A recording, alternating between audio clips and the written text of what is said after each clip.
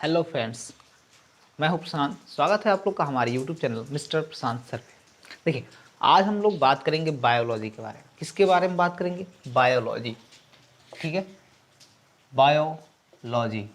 ये जो बायोलॉजी है, ये क्या है? देखिए, बायोलॉजी का जो हिंदी अर्थ होता है वो होता है जीव विज्ञान। क्या होता है? जीव विज्ञान। यानी कि वह विज्ञान जिसमें हम जीवों के बारे में पढ़ते हैं उसे हम कहते हैं जीव विज्ञान। ठीक है, देखिए ये दो शब्दों से मिलकर बना हुआ है। किससे मिलकर बना हुआ है? दो शब्दों से। एक तो है बायोज, दूसरा है लोगोज। ठीक है, बायोज का मतलब होता है लिविंग। बायोज का मतलब होता है लिविंग। ठीक है, और लोगोज का मतलब होता है स्टडी। यानी कि लिविंग का मतलब होता है जीव, क्या होता है, और स्टडी का मतलब होता है अध्ययन।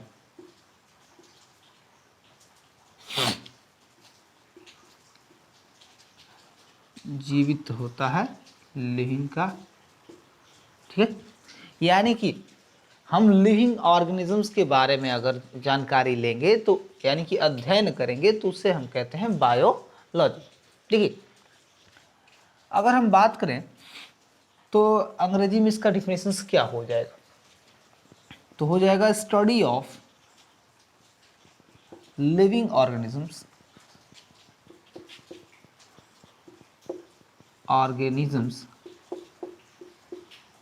is called biology, called biology। यानी कि जीवधारियों के अध्ययन को या जीवित प्राणियों के अध्ययन को हम जीव विज्ञान कहते हैं। तो बायोलॉजी में हम ज़्यादा किसके बारे में बात करेंगे? जीवित प्राणियों के बारे में बात करेंगे। अगर हम देख लें, ये तो हो गया हमारा फर्स्ट पॉइंट। सेकेंड पॉइंट क्या हो जाएगा? देखिए, अगर हम बात करें फादर ऑफ बायोलॉजी, इसके पिता कौन है? ठीक है, फादर ऑफ बायोलॉजी। तो देखिए, फादर ऑफ बायोलॉजी हम कहते हैं एरिस्टोटल को। किसको कहते हैं? एरिस्टोटल को कहते हैं, क्योंकि सबसे पहले इन्होंने ही इनके बारे में यानी कि जीवों के बारे में सबसे ज़्यादा अध्ययन किया और बताया, इसलिए हम इनको फादर ऑफ बायोलॉजी कहते हैं। ठीक है, हिंदी में इनको हम अरस्तु भी कहते हैं। क्या कहते हैं? हिंदी में हम इनको अरस्तु कहते हैं। अब हम बात करते हैं थोड़ा सा कि ये जो बायोलॉजी शब्द है वो किसने दिया। देखिए, जीवों के बारे में अध्ययन तो एरिस्टोटल ने किया, सबसे अधिक जीवों के बारे में अध्ययन किया और उनके बारे में बताया, लेकिन जो बायोलॉजी शब्द है, ठीक है, ये उन्होंने नहीं प्रयोग किया। ठीक है, उन्होंने क्या प्रयोग किया? देखिए, तो ये जो बायोलॉजी शब्द है ये लैमार्क और Treviranus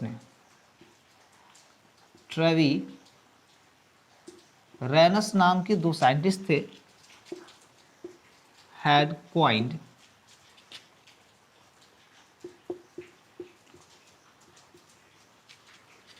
the first the name biology,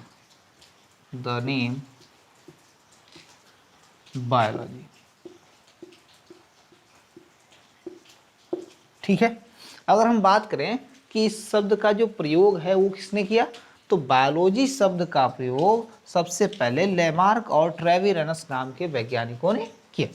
ठीक है, अब हम बात करेंगे आगे।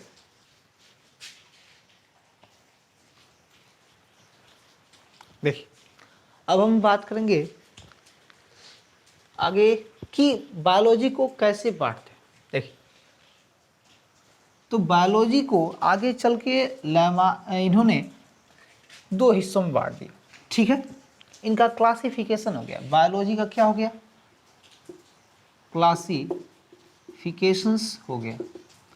क्लासिफिकेशंस का मतलब क्या होता है? वर्गीकरण। वर्गीकरण होता है, यानी कि बंटवारा। वर्गीकरण का मतलब होता है बंटवारा, यानी कि आगे चल के जो है बायोलॉजी को दो हिस्सों में बांट दिया गया। कौन कौन से दो हिस्से थे? देखिए, एक को हमने बांट दिया, एक को हम कहते हैं जूलॉजी। क्या कहते हैं? जूलॉजी। और दूसरे को हम कहते हैं बॉटनी। देखिए, जूलॉजी क्या होता है और बॉटनी क्या होता है? जू का मत, ये जो दो शब्दों से मिलकर बना है, एक होता है जू और एक है लॉजी, ठीक है, या लोगोस कह सकते हैं, ठीक है, लोगोस। तो जू का मतलब होता है एनिमल से। किससे मतलब होता है? एनिमल से। एनिमल का मतलब जो है वो जंतु। क्या है? एनिमल का होता है अर्थ जंतु। और लोगोस का मतलब है स्टडी, ठीक है, स्टडी का मतलब हो गया अध्ययन। तो अगर हम बात करेंगे किसके बारे में? जंतुओं के अध्ययन को हम कहते हैं जूलॉजी। क्या कहते हैं? जूलॉजी कहते हैं। अब देख, जो ये शब्द है ये मिलकर बना है बॉटन से, ठीक है, बॉटन शब्द से मिलकर बना है। देखिए, बॉटन शब्द का प्रयोग क्यों किया गया था? तो जो चरने योग्य हो, ठीक है ना, जिसको चरने योग्य।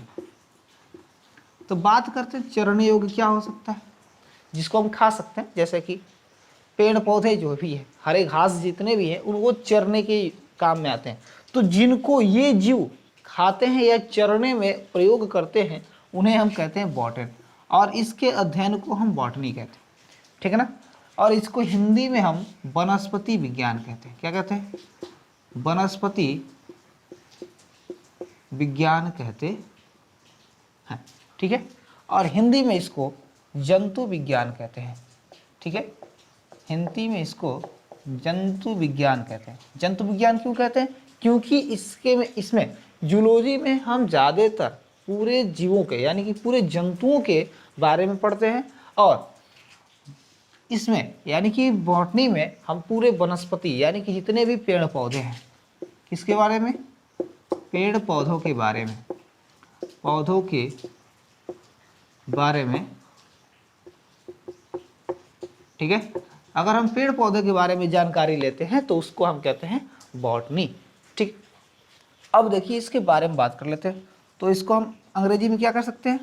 Study of animals is known as zoology, zoology, ठीक है। और इसको हम क्या कह सकते हैं? Study of plants is known as botany, ठीक है।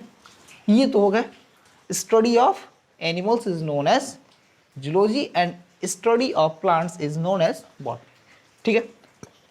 ये हो गया हमारा फर्स्ट पॉइंट। सेकेंड पॉइंट क्या हो जाएगा?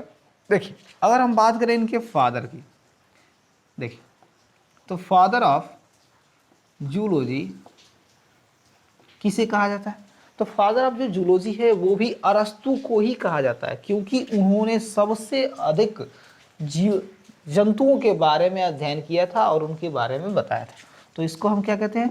फादर ऑफ जूलॉजी किसे कहा जाता है? एरिस्टोटल को कहा जाता है।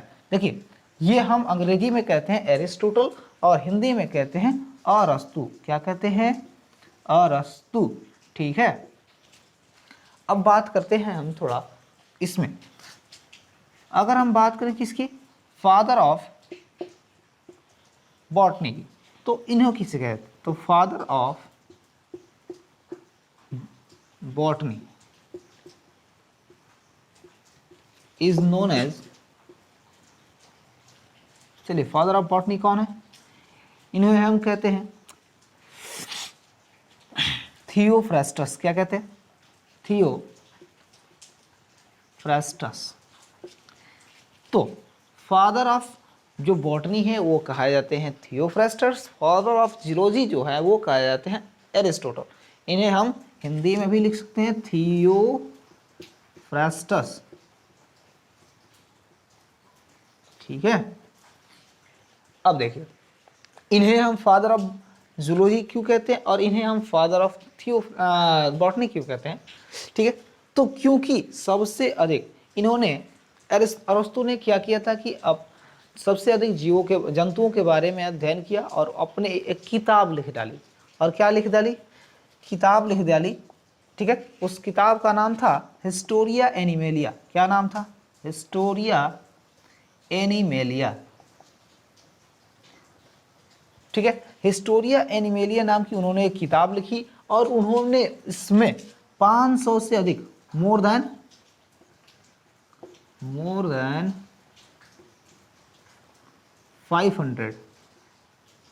500 से अधिक जीवों के बारे में बता डाला, यानी कि जंतुओं के बारे में बता डाला, ठीक है, और उनके सारे कैरेक्टर। तो ये जो जीव विज्ञान है, ठीक है ना, इसको किस आधार पर बांटा गया? तो उनके बाहरी आकारिकी के आधार पर। उनके, देखिए, इनको दो हिस्सों में बांटा गया। तो एक जो है मॉर्फोलॉजी पे, किस पे? मॉर्फोलॉजी पे। मॉर्फोलॉजी का मतलब होता है बाह्य आकारिकी, बाह्य आकारिकी। तो बाह्य आकारिकी के आधार पर बायोलॉजी को बांटा गया था, ठीक है। उनके और क्या चीज है? ग्रोथ पे, ठीक है। तो विभिन्न विभिन्न लक्षण हैं और इनमें और क्या देखा गया था? इनका लाइफ साइकिल देखा गया था कि लाइफ साइकिल ये किस प्रकार से व्यतीत कर रहे हैं, ठीक है। या मोड, इसको हम कह सकते हैं मोड ऑफ न्यूट्रिशन कह सकते हैं, ठीक है ना। क्या कह सकते हैं? न्यूट्रिशन ये किस प्रकार का करते हैं, ठीक। इनके अंतर्गत रिप्रोडक्शन किस प्रकार का होता है, रिप्रोडक्शन जो है ये किस प्रकार का होता है, ये सारे कैरेक्टर्स देखकर इन्हें बांटा गया था, ठीक है। तो इन्होंने क्या लिख दी? हिस्टोरिया एनिमेलिया नाम की एक किताब लिख डाली जिसमें इन्होंने 500 से अधिक जंतुओं के बारे में बताया, ठीक है ना। तो इन्होंने किस आधार पर लिखा था ये किताब? तो पहली चीज होगी मॉर्फोलॉजी। किस आधार पर? मॉर्फोलॉजी, यानी कि बाह्य आकारिकी के आधार पर इन्होंने लिख दिया, ठीक है। अब देखिए, दूसरी चीज क्या थी? दूसरी चीज थी एनाटॉमी। एनाटॉमी, एनाटॉमी का मतलब क्या होता है? देखिए, एनाटॉमी का जो मतलब होता है वो होता है आंतरिक संरचना। क्या होता है?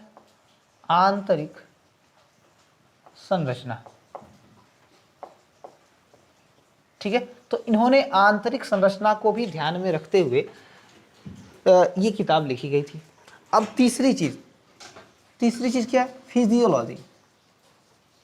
फिजियोलॉजी, ये फिजियोलॉजी होता क्या है?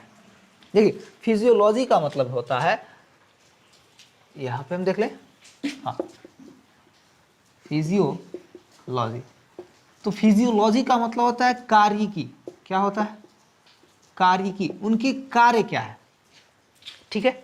तो इस आधार पर, इन तीनों कैरेक्टर्स के आधार पर उन्होंने जंतुओं को यहाँ पे अपनी किताब हिस्टोरिया एनिमेलिया में रखा, ठीक है।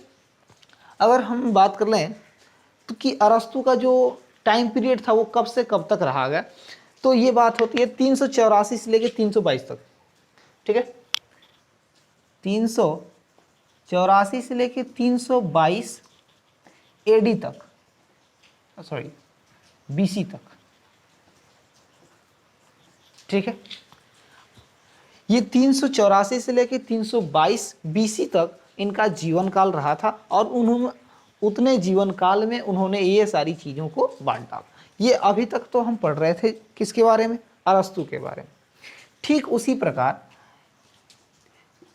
क्योंकि इन्होंने 500 से अधिक जीवों के बारे में खोजा था और इस अपनी किताब लिख डाली थी और सबसे पहले बताया भी था, इसलिए हम इनको फादर ऑफ जूलॉजी कह लेते हैं। ठीक उसी प्रकार फादर ऑफ बॉटनी भी जो थियोफ्रेस्टस हैं, उन्होंने भी अपनी एक किताब लिखी थी जिसका नाम था, बुक्स का नाम था हिस्टोरिया प्लांटेरम।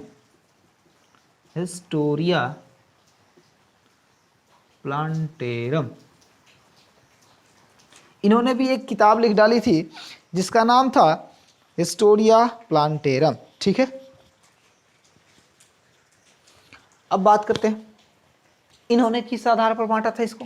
तो देखिए इन्होंने भी ठीक वही मार्फोलॉजी, एनाटॉमी एंड फिजियोलॉजी, कौन कौन सा कैरेक्टर लिया था इन्होंने भी, morphology, morphology, anatomy and physiology. ठीक है, ये 3 कैरेक्टर इन्होंने भी लिया था। तो इसके आधार पर इन्होंने भी देखिए इन्होंने अपनी किताब जो है हिस्टोरिया प्लांटेरम में इन्होंने भी लगभग मोर देन 500, ठीक है, मोर देन 500 वनस्पतियों के बारे में खोजा, उनके बारे में लिखा। ठीक है, तो इसलिए इन्हें हम फादर ऑफ बॉटनी कहते हैं। ठीक है, चलिए अगर हम बात कर लें इनके जीवन काल की, तो इनका जो जीवन काल था, ठीक है ना, थियोफ्रस्टस का जो जीवन काल था वो क्या था, 370 से लेके 287 तक, क्या था ना, 370 से लेके 287 तक इनका जीवन, BC तक इनका जीवन काल रहा और इन्होंने अपने उस जीवन काल में इसको किया। ठीक है, चलिए अब नॉर्मली हम थोड़ा देख लेते हैं कि इनका ये जो बायोलॉजी का क्लासिफिकेशन था किस आधार पर किया गया था।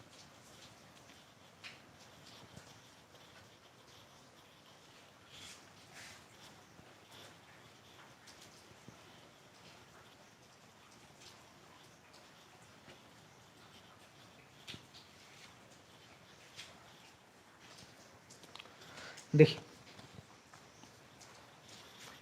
हम इसको कह सकते हैं कैरेक्टरिस्टिक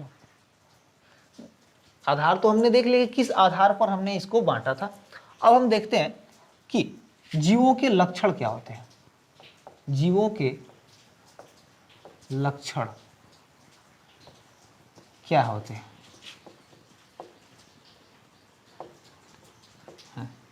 ठीक है, कैरेक्टर ऑफ लिविंग ऑर्गेनिजम्स।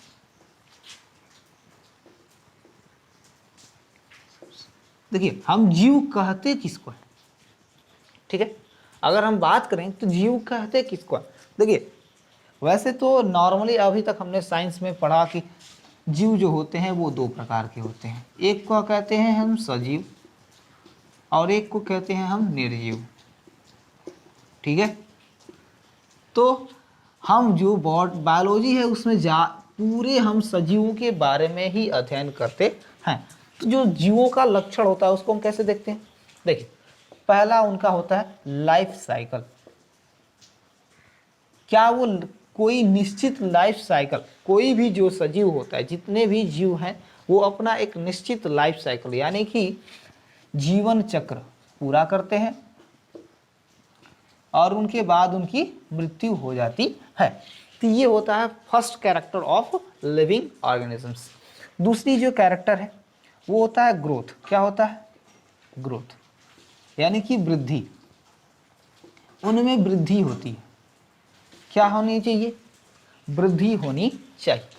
तीसरा जो कैरेक्टर है वो क्या है, वो है रिप्रोडक्शंस। क्या है, रिप्रोडक्शन, जिसका मतलब होता है प्रजनन, यानी कि उनमें प्रजनन की क्रिया भी होनी चाहिए। तो जैसे क्या होता है, प्रजनन की क्रिया क्या है, वह क्रिया जिसमें कोई भी जीव अपने जैसे एक नए जीव को उत्पन्न करता है, ठीक ना, उसे हम कहते हैं प्रजनन।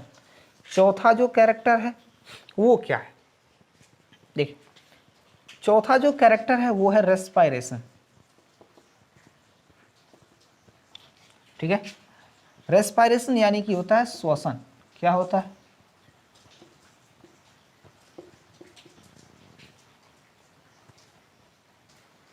हो सकता है हिंदी सही कर लीजिएगा आप लोग। ठीक है, तो श्वसन होता है यानी कि वो जो जीव होते हैं, जितने भी जीव हैं वो क्या करते हैं, श्वसन की क्रिया भी करते हैं। अगर हम बात करें पांचवें कैरेक्टर की, तो पांचवा जो कैरेक्टर है वो न्यूट्रिशंस।